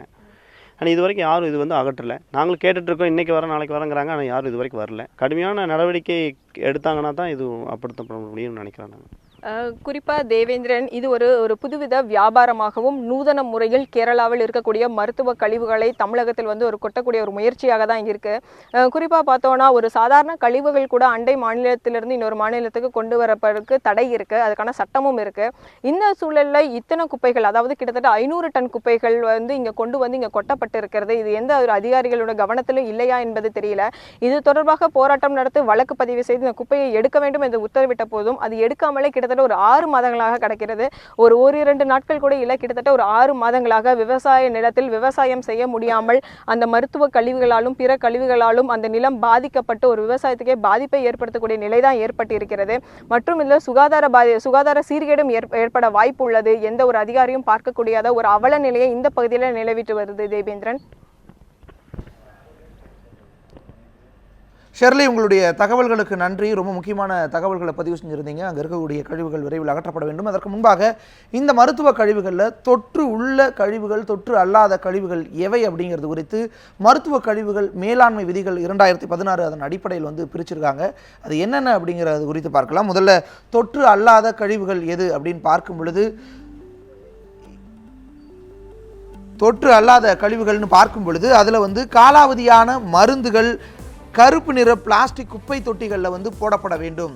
எப்படி மக்கும் குப்பைகள் மக்காத குப்பைகளுக்கு பச்சை சிவப்பு நிற தொட்டிகள் இருக்குதோ அதே போல் காலாவதியான மருந்துகளை வந்து கருப்பு நிற தொட்டிகளில் போடணும். அதே போல் இந்த கழிவுகள் ரசாயன சுழற்சி செய்யப்பட்டு பாதுகாப்பான முறையில் ஆழமாக புதைக்க வேண்டும். தொற்று அல்லாத கழிவுகளையே ஆழமாக புதைக்கணும் பாதுகாப்பான முறையில் அப்படிங்கிறது சொல்லப்பட்டிருக்கு. அதே போல் தொற்று உள்ள கழிவுகள் அப்படின்னு பார்க்கும் பொழுது அதில் ஒரு 4 முக்கியமான விஷயங்கள் இருக்குது. அது ஒன்று திடக்கழிவுகள், அடுத்ததாக உடல் உறுப்பு கழிவுகள், அதே போல் தொற்று உள்ள பிளாஸ்டிக் கழிவுகள், அதே போல் கூர்மையான பொருட்கள், அறுவை சிகிச்சையின் போது பயன்படுத்தக்கூடிய அந்த கூர்மையான பொருட்கள், ஊசி போன்ற பொருட்கள், அதே போல் பிளாஸ்டிக் பொருட்கள், உடல் உறுப்புகள் இவையெல்லாம் ரொம்ப தொற்று உள்ள கழிவுகளாக பார்க்கப்படுது. இதில் இந்த திடக்கழிவுகள் அப்படிங்கிற வரையறை எதற்கானது அப்படின்னா, பயன்படுத்தப்பட்ட குடுவைகள், செயற்கை சிறுநீரக பைகள், கையுறைகள் இவற்றையெல்லாம் வந்து இந்த திடக்கழிவுகள் லிஸ்ட்டில் வைக்கிறாங்க. சிறுநீரக ஆய்வுக்கு கொடுக்கப்படக்கூடிய மனித கழிவுகள், அதே போல் இந்த அதை பயன்படுத்தக்கூடிய அந்த குடுவைகள், கையுறைகளை எல்லாம் வந்து திடக்கழிவுகளில் பயன்படுத்துகிறாங்க. தொற்று உள்ள திடக்கழிவுகள் இவற்றையெல்லாம் வந்து சிவப்பு நிற பிளாஸ்டிக் குப்பை தொட்டிகளில் வந்து போடணும் அப்படிங்கிற ஒரு விஷயம் இருக்குது. அதே போல் உடல் உறுப்பு கழிவுகள் அப்படிங்கன்னு பார்க்கும் பொழுது அறுவை சிகிச்சை, மகப்பேறு மற்றும் அகற்றப்பட்ட உடல் உறுப்புகளை எல்லாம் வந்து உடல் உறுப்பு கழிவுகளாக பார்க்குறாங்க. மகப்பேறின் போது வெளியேற்றப்படக்கூடிய கழிவுகள், அதே போல் அறுவை சிகிச்சைகளின் போது அகற்றப்படக்கூடிய உடல் உறுப்புகளை இவையெல்லாம் உடல் உறுப்பு கழிவுகள்னு பார்க்குறாங்க. இந்த கழிவுகளை மஞ்சள் நிற பிளாஸ்டிக் தொட்டிகளில் வந்து போடணும் அப்படின்னு சொல்லப்படுது. அதே போல் தொற்று உள்ள பிளாஸ்டிக் பொருட்கள் எவை அப்படின்னு வரையறைப்படுத்தும் பொழுது ஊசி இல்லாத சிரஞ்சுகள், கையுறைகள் பிளாஸ்டிக் கழிவுகளாக வரையறைக்குள்ளாக்கப்படுது. இவையெல்லாம் நீல நிற பிளாஸ்டிக் குப்பை தொட்டிகளில் வந்து போட வேண்டும். இவை மறுசுழற்சிக்கு பயன்படுத்தலாம் அப்படின்னு சொல்லப்படுது, மறுசுழற்சிக்கு உட்படுத்தலாம் அப்படின்னு சொல்லப்படுது. கூர்மையான பொருட்கள் எவைன்னு பார்க்கும் பொழுது ஊசிகள், மருந்து வயல்கள், கண்ணாடி துண்டுகள், இந்த மாதிரியான அதே போல் அறுவை சிகிச்சைக்கு பயன்படுத்தக்கூடிய பொருட்கள் இவையெல்லாம் வந்து கூர்மையான பொருட்களாக பார்க்கப்படுது. இவையெல்லாம் வெள்ளை நிற பிளாஸ்டிக் பைகளில் அடைக்கப்பட்டு கான்கிரீட் குழியில் வந்து புதைக்க வேண்டும். ஒரு கான்கிரீட் குழியை வந்து ஏற்படுத்தி அதில் இந்த பொருட்களை எல்லாம் புதைக்கணும் அப்படிங்கிறது தான் இந்த கழிவுகளை எல்லாம் அகற்ற வகைப்படுத்த ஏற்படுத்தப்பட்டிருக்கக்கூடிய விதிகள். 2016 இவை உருவாக்கப்பட்டிருந்துச்சு.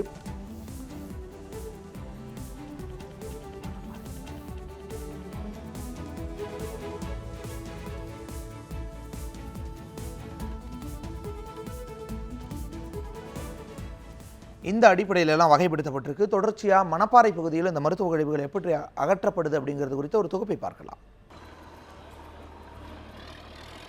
குப்பைகள் கொட்டப்படும் இந்த குப்பை கிடங்கு திருச்சி மணப்பாறையில் உள்ள தலைமை அரசு மருத்துவமனையின் முகப்பு. தினமும் ஆயிரக்கணக்கான பொதுமக்கள் புற நோயாளிகளாகவும் 100க்கும் மேற்பட்டோர் உள் நோயாளிகளாகவும் சிகிச்சை பெற்று வரும் இந்த மருத்துவமனையின் நிலையை சிகிச்சைக்கு உள்ளாக பெற வேண்டிய நிலையில் உள்ளது. இந்தியாவில் அதிகரிக்கும் மக்கள் தொகைக்கு ஏற்ப மருத்துவமனைகள் இல்லை என்று கூறப்பட்டு வரும் நிலையில் பல இடங்களில் மருத்துவமனைகளே நோய்களின் ஊற்றுக்கண்ணாய் மாறி வருவதாக அப்பகுதி மக்கள் தெரிவிக்கின்றனர். இப்போ பார்த்தீங்கன்னா இந்த ஜிஹெச்சுக்கு வந்து நாங்கள் உடம்பு சரியில்லைனா பார்க்க தான் வரோம். ஆனால் இங்கே பார்த்தீங்கன்னா கவர்மெண்ட் வந்து இங்கே இந்த ஹாஸ்பிட்டல்ஸ் இந்த கழிவே இவ்வளோ இருக்குது. அதுவும் இயற்கை கழிவு சார், எல்லாமே செயற்கை கழிவு. மருத்துவ கழிவே இவ்வளோ இருக்கப்போ இப்போ ஜிஹெச்சுக்கு வரதுக்கே உடல்நிலை குறைபாடாக தான் வராங்க. ஆனால் இங்கே வர்றதுனால இந்த இதனாலே மக்களுக்கு பல நோய்கள் வராமல் கண்டிஷனில் இருக்குது. உடனே அதனால் அரசு வந்து என்ன பண்ணணும்னா சரியான நடவடிக்கை எடுத்து இதை க்ளீன் பண்ணி தரணும். மக்களுக்கு வந்து நல்லது செய்யணும்னு நான் கேட்டுக்கேன். மருத்துவமனை கழிவுகள் குப்பைகளுக்கான வளாகத்திற்குள்ளேயே ஒதுக்குப்புறமாக கொட்டப்பட்டு பின் ஊராட்சி நிர்வாகத்தால் அகற்றப்பட்டும் வந்தது. இந்நிலையில் மருத்துவமனை நிர்வாகத்திற்கு கடந்த சில மாதங்களுக்கு முன்பு முதன்மை மருத்துவ அலுவலராக பொறுப்பேற்ற காந்திமதி உத்தரவின்படி அவ்வாறு வளாகத்தில் கொட்டப்பட்டு வந்த குப்பைகள் அனைத்தும் மருத்துவமனையின் ஒரு பகுதியில் இருக்கும் 2வது நுழைவாயில் அருகே கொட்டப்பட்டு வருகின்றது. குப்பை தொட்டிகள் வழிந்து சாலை வரி குப்பைகள் குவிவதாக குற்றச்சாட்டுகள் எழுந்துள்ள நிலையில் இது குறித்து பொதுமக்கள் தரப்பில் புகார் எழவே முதன்மை மருத்துவ அலுவலர்களின் உத்தரவின் பேரில் குப்பைகளை அகற்றுவதற்கு பதிலாக குப்பை தொட்டிகள் அங்கிருந்து அகற்றப்பட்டதாக பொதுமக்கள் குற்றம் சாட்டுகின்றனர். மாவட்ட தலைமை மருத்துவமனைகளில் ஏற்படுகின்ற கழிவுப் பொருட்களால் ஆங்காங்கே தேங்கி நிற்கக்கூடிய கழிவு நீர்களாலும் வியாதிகள் பரவி வியாதியை தீர்ப்பதற்காக மருத்துவமனை உள்நோயாளியாக அனுமதிக்கப்பட்டிருக்கின்ற நோயாளிகளுக்கும் மேலும் நோய் தீவிரமடையக்கூடிய அவல நிலைமை ஏற்படக்கூடிய நிலையில் இருக்கக்கூடிய இந்த மாவட்ட தலைமை மருத்துவமனை பசுமை தீர்ப்பாயம் சொல்லியிருக்கக்கூடிய அந்த தீர்ப்பின் உத்தரவின் அடிப்படையிலும் உடனடியாக இந்த பகுதியில் சுகாதாரத்தை பேணி பாதுகாக்க வேண்டும் என கேட்டுக்கொள்கிறோம். குவிந்துள்ள குப்பைகளை அகற்றுவது தங்கள் வேலையில்லை என்று மருத்துவ நிர்வாகம் கூறி வரும் நிலையில் மருத்துவ கழிவுகளும் மகப்பேறு பகுதியில் இருந்து கழிவுகளாக வரும் பஞ்சு, ஊசி, இரத்தக்கரை படிந்த கழிவுப் பொருட்கள் மலைமலையாக மருத்துவமனை வாயிலில் குவிந்துள்ளது. இது பற்றி ஊராட்சி நிர்வாகம் தங்களுக்கு தினமும் குப்பைகளை அகற்ற போதுமான துப்புரவு தொழிலாளர்கள் இல்லை, துப்புரவு உபகரணங்களும் இல்லை என்று கூறுவதாக மக்கள் தெரிவிக்கின்றனர். கழிவுகளை வந்து அங்கே ஆஸ்பத்திரி உள்ளே வச்சிருந்து பாதுகாப்பாக ஒரு இடத்துல கொண்டு போய் கொட்டணுங்கிற அவளுக்கு எண்ணமும் இல்லை. இந்த மக்களுக்கு வந்து சுகாதாரமான முறைப்படி வைத்திய வசதியோ மற்ற மாதிரி செய்கிற மாதிரிலாம் அவளுக்கு எண்ணமே கிடையாது. ஏனோ தானே தான் பார்க்குறாங்க ஒழிஞ்சு வந்து வர்ற பேஷண்ட்டுகளை உன்னிப்பாக கவனித்து அவளுக்கு ஒரு தீர்வு காண்ற மாதிரி தெரியலைங்க. ஏன்னா வர்றவளை அவங்களுக்கு வேலைக்கு வர்றாங்க 8 மணி நேரம் டியூட்டி, அந்த டியூட்டி முடிஞ்சால் போதும் அப்படிங்கிற நிலைமையில தான் அவங்க வந்து வேலை பார்க்குறாங்க. ஆனால் மக்களுக்கு இது பயன்படுற மாதிரி தெரியல. ஏற்கனவே நோய்வாய்ப்பட்டு சிகிச்சைக்காக வரும் பொதுமக்கள் இந்த கழிவுகளால் மேலும் தொற்றுநோய் பரவும் அபாயம் ஏற்பட்டுள்ளதாக அச்சப்படுகின்றனர். மாவட்ட தலைமை மருத்துவமனையாகவும் NIBH தேசிய தரச்சான்றிதழ் பெற்ற மருத்துவமனையாகவும் இருக்கும் மணப்பாறை அரசு மருத்துவமனை அரசும் சுகாதாரத்துறையும் அரசும் இதில் கவனத்தில் எடுத்து பொதுமக்களின் நலன் கருதி குப்பைகளை அகற்றுவதிலும் அவர்களை முறைப்படுத்துவதிலும் அக்கறை காட்ட வேண்டும் என்பதே பொதுமக்களின் எதிர்பார்ப்பாக உள்ளது. ராஜசேகர், நியூஸ் 7 தமிழ், மணப்பாறை. சேலத்திலிருந்து நம்முடைய செய்தியாளர் ரியாஸ் மீண்டும் இணைந்திருக்கிறார். ரியாஸ், உங்களிடம் இருக்கக்கூடிய கூடுதல் தகவல்கள் என்ன? அங்க இருக்கக்கூடிய மருத்துவ கழிவுகளை எப்படி அகற்றாங்க, பதிவு செய்யலாம்.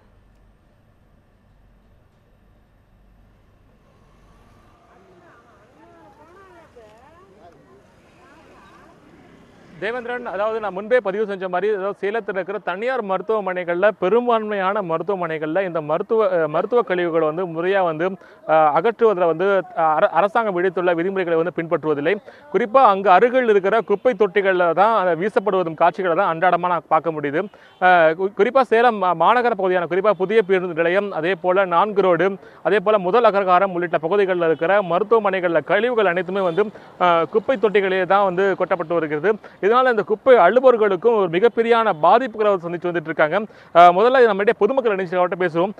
சார் வணக்கம் சார், சேலம் மாநகர பகுதிகளில் இந்த குப்பை அகற்றுவதில் என்ன மாதிரியான முறைகளை பின்பற்றணும், ஏன் பின்பற்றாங்களா, எப்படி பார்க்குறீங்க நீங்கள்?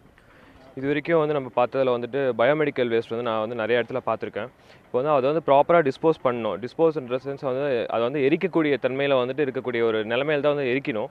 அது வந்து அப்படியே நீங்கள் வெளில போட்டிங்கன்னா அதில் இருக்கிற ரத்த கழிவுகள், அப்புறம் வந்து நம்மளுடைய உடம்பு சதையை ஆப்ரேஷன் பண்ணக்கூடிய பார்ட்ஸ் எல்லாமே பார்த்திங்கன்னா அதில் வந்து நிறைய நோய்வாய்ப்பட்ட மக்கள் தான் வந்து அதோடைய ஹாஸ்பிட்டலுக்கு வராங்க.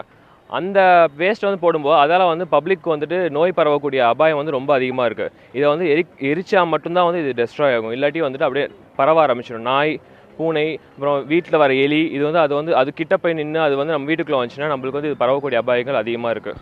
எந்தெந்த பகுதிகளில் அதிகமாக இருக்குன்னு நீங்கள் பார்த்துருக்கீங்க? இது நீங்கள் இப்போ வந்து பார்த்திங்கன்னா ப்ரைவேட் ஹாஸ்பிட்டல்ஸ் கிட்டே வந்து இப்போ வந்து இது வந்து நிறையா வந்து பார்க்குறோம். இது வந்து ப்ராப்பராக வந்து இப்போ வந்து டெண்டர் எடுத்து இப்போ வந்து ஏஜென்ட்ஸ் மூலியமாக தான் இது வந்து ப்ராப்பராக டிஸ்போஸ் பண்ணணும். இப்போ வந்து அவங்க ஹாஸ்பிட்டல்ஸ் வந்து அமௌண்ட் கொடுத்து அவங்க வந்து ப்ராப்பராக பண்ணுறாங்க. ஆனால் வந்து இதை டிஸ்போஸ் பண்ணுற இது ஏஜென்ட்ஸ் வந்துட்டு அதை வந்து ப்ராப்பராக எடுக்காதனால டிலே ஆகுதுனால வந்து டீகம்போஸ், அதாவது வந்து மக்கக்கூடிய தன்மை அதிகமாகும் போது கிருமிகளுடைய தொற்று வந்து அதிகமாகுது நம்மளுக்கு. தேவேந்திரன், குறிப்பாக உங்களோட கருத்துக்களை கேட்டிருப்பீங்க. அதாவது இந்த மக்கும் குப்பைகளில் பிரிக்கிறதுல வந்து மிகப்பெரிய அளவில் வந்து அரசாங்கம் விதிக்கக்கூடிய முறைகளை வந்து பின்பற்றுறதில்லை.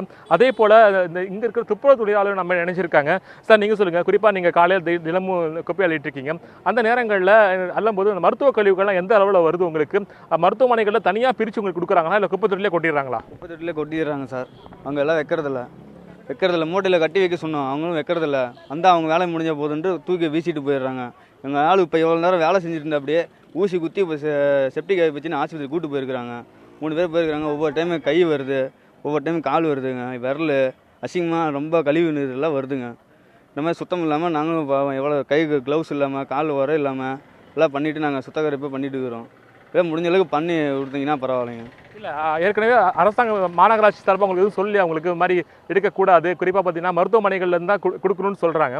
ஆனால் இங்கே குப்பை தொட்டில் ஏன் அவங்க கொட்டுறாங்க? அது காரணம் என்ன? அது தெரியலைங்க சார். ஏன்னா அவங்க வேலை முடிஞ்சால் போதுன்ட்டு வந்து கொட்டிட்டு போயிடறாங்க சார். நம்ம இது என்ன பண்ண முடியும்னா நம்ம சோத்துக்கு வயிற்றுக்கோசரம் நம்ம வந்து இங்கே அள்ளிட்டு கையில் குத்தி வாங்கிட்டு தோல் வியாதி அது வியாதி எல்லாம் பண்ணிட்டு போயிடுறோம் சார். தேவேந்திரன், குறிப்பாக பார்த்தீங்கன்னாக்கா அதாவது உடல் உறுப்புகள், அதாவது மனித உடல்களிலிருந்து அகற்றப்பட்ட உடல் உறுப்புகள் கூட வந்து இந்த குப்பை தொட்டிகளில் வந்து கிடைக்கிறதாகவும் இது அகற்றத்தில் வந்து மிகப்பெரிய சிரமங்களை சந்திக்கிறதாகவும் துப்புரவு தொழிலாளர் தெரிவிக்கிறாங்க. அதே போல் இந்த மருத்துவமனை அருகே உள்ள குப்பை தொட்டிகள் அனைத்துமே வந்து பார்த்தீங்கன்னாக்கா அதாவது பழைய மருந்துகள், அதே போல் வந்து மக்கும் தப்பை உள்ள மருந்துகளை வந்து பிரிக்காமல் ஒரே கேரி பேக்கில் வந்து போட்டு கொட்டிடுறதால தான் வந்து ஒரு மிகப்பெரிய பாதிப்பை ஏற்படுத்தியிருக்காங்க. சார் நீங்கள் சொல்லுங்கள், நீங்கள் என்ன மாதிரியான பாதிப்புகளை சந்திக்கிறீங்க? இந்த ஹாஸ்பிட்டல் முன்னாடி நீங்கள் இருக்கீங்க. ஆஸ்பத்திரி முன்னாடி என்ன பிரச்சனைனா, இவங்க வந்து இந்த பிரசவ கழிவு போன்ற அந்த இன்ஃபெக்ஷன் ஆகக்கூடிய ஒரு எல்லா விதமான இதையும் கொண்டு வந்து அப்படியே கொட்டிடுறாங்க. எந்த விதமான பாதுகாப்பும் இல்லாமல் வண்டி வரும்போது அது ஒரு இதாக கொட்டலாம் அப்படின்ற ஒரு இதே இல்லாமல் அவங்க பாட்டு கொண்டு வந்து கொட்டிட்டு போயிடறாங்க. நம்ம போய் அந்த ஊழியர்கள் தான் கொட்டுறாங்க, அதில் இருக்க அவங்க வேலை செய்கிற நர்ஸுகள் தான் வந்து கொட்டுறாங்க. கொட்டினா நம்ம ஒரு கேள்வி கேட்டோம்னா அதுக்கு வந்து நாங்கள் அப்படி தான் கொட்டுவோன்ற மாதிரி அவங்களுடைய இதாக பேச்சுக்கள் இருக்குது. அதனால் இதுக்கு மாநகராட்சி நடவடிக்கை எடுக்கணும். அவங்கள்ட்ட சொல்லி இது மாதிரி செய்யாதீங்கன்னு சொல்லி ஒரு நடவடிக்கை எடுத்து அது பாதுகாப்பான முறையில் இருந்தால் மக்களுக்கு எந்த ஒரு பாதிப்பும் இல்லாமல் இருக்கும். தேவேந்திரன், குறிப்பாக பொதுமக்களுடைய கருத்துடன் கேட்டிருப்பீங்க. சேலம் மாநகர பகுதிகளில் பெரும்பான்மையான பகுதிகளில் இதே நிலைமை தான் நீடிச்சிட்டு இருக்கு. சேலம் மாநகர நல அலுவலர் வந்து இந்த மருத்துவ கழிவுகளை அகற்ற வந்து கண்காணிக்க தீவிர நடவடிக்கை எடுக்க வேண்டும் என்பதுதான் சேலம் மாநகர மக்களுடைய கோரிக்கையாக இருக்குது. ரியாஸ், உங்களுடைய தகவல்களுக்கு நன்றி. மாநிலம் முழுவதும் இணைந்திருந்து பல்வேறு தகவல்களை பதிவு செஞ்ச செய்தியாளர்களுக்கு நன்றி. தொடர்ச்சியாக இந்த விஷயத்திலிருந்து நம்ம அறிந்து கொள்ள வேண்டிய தகவல், மருத்துவ கழிவுகள் மிக மோசமான விளைவுகளை ஏற்படுத்தக்கூடிய ஒரு நிலை இருக்கின்றது.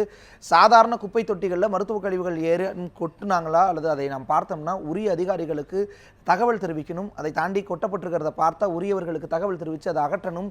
அதை தாண்டி இது குறித்து உரிய நடவடிக்கைகளை சரியான முறைகளை கையாண்டு இந்த மருத்துவ கழிவுகளை அகற்ற அரசும் நடவடிக்கை மேற்கொள்வார்கள் என்ற நம்பிக்கையோடு நிறைவு செய்கிறேன். வணக்கம்.